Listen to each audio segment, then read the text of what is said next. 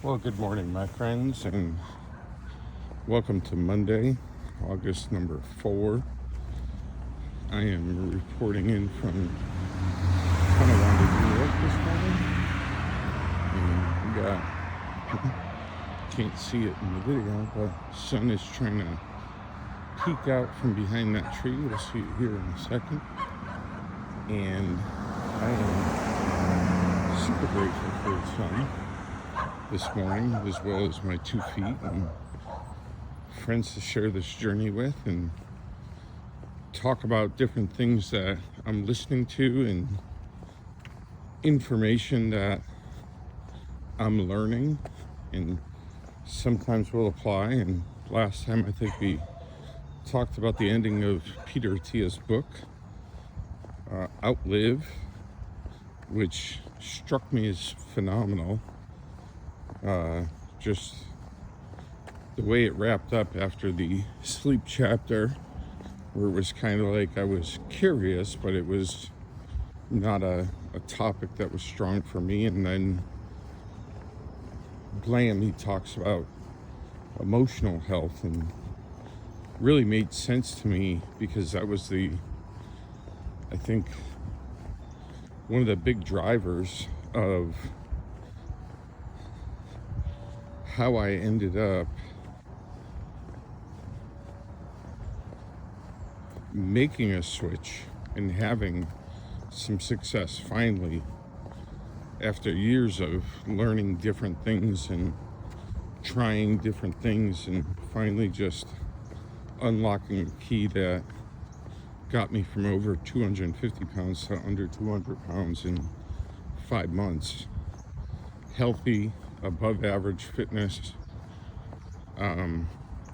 Everything's a positive. And as a matter of fact, now that I think about it, I just traveled 4 out of 6 weeks to Tennessee, a bunch.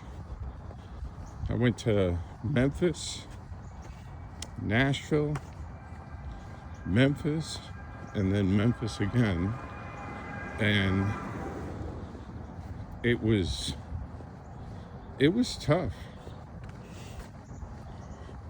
Getting my walks in, getting my workouts in, eating out most of the time, and being in a classroom environment for fair amounts of it, 2 full weeks of it, and then in a meeting, and then Nashville. I guess we were a lot more active in Nashville, so that was easier.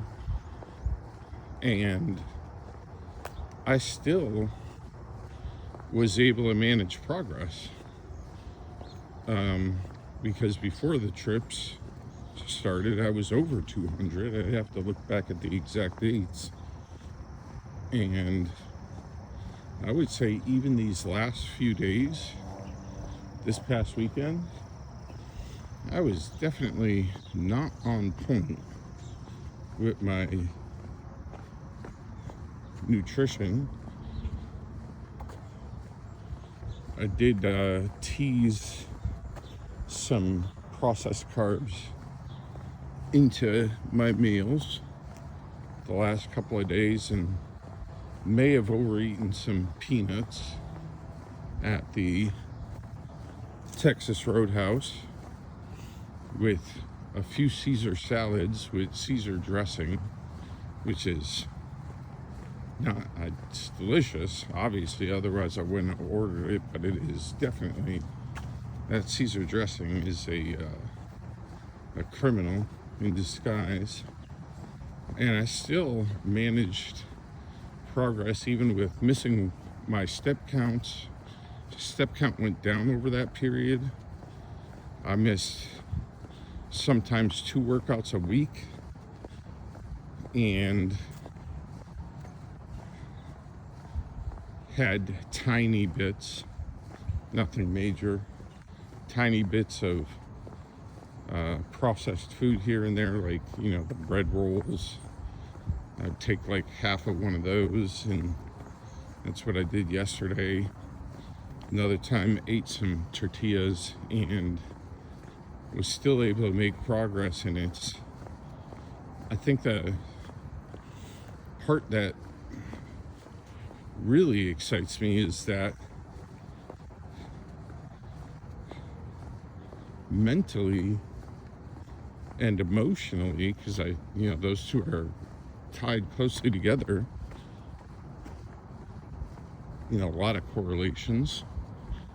I never really worried about it, which is the best feeling. And when I say never really, that is because there were a couple of times, especially midway through that trip, I dropped 2 sizes on everything, shirts and pants. I went out and bought new clothes.